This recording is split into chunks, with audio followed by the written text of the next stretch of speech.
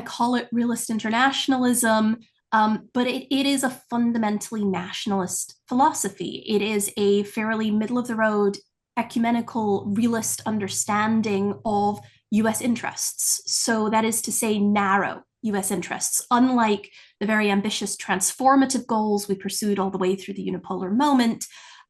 This is a US foreign policy that would prioritize national interests, the prosperity and security of Americans here at home, and would seek very much to prioritize threats, assess whether things are actually a significant threat to the US, to the homeland, to American people, or whether this is something that can be dealt with by other states.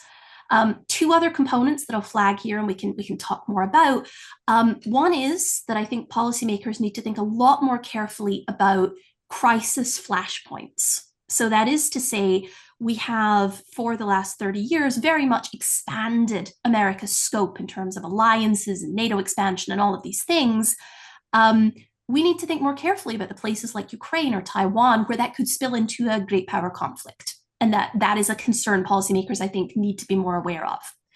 And then the final point I would make here is if the US is to be successful in this multipolar world, then I think it needs to empower its allies, right? So this is burden shifting, burden sharing, but this is a way to try and even the stakes rather than trying to build sort of a unified global alliance against China and Russia.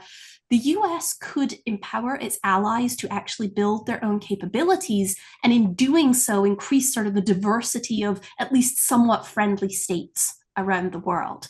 And so, for me, this is about a strategy of adapting to a multipolar world and trying to make it work for us.